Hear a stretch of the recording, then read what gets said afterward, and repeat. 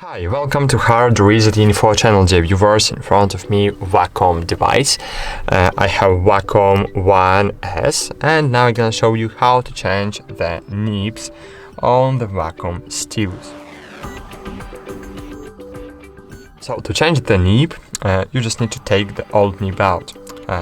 To do it, you just need to take it out. I don't know how to explain it. You can use scissors or pillars. So just press on it and just take it out. It's very easy to do.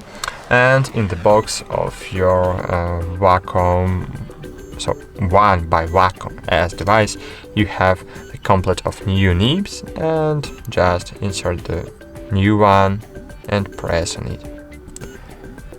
And great, I have installed the new nib on my device. Okay, that's it. Thanks for watching, like this video, subscribe to our channel, and bye. See you.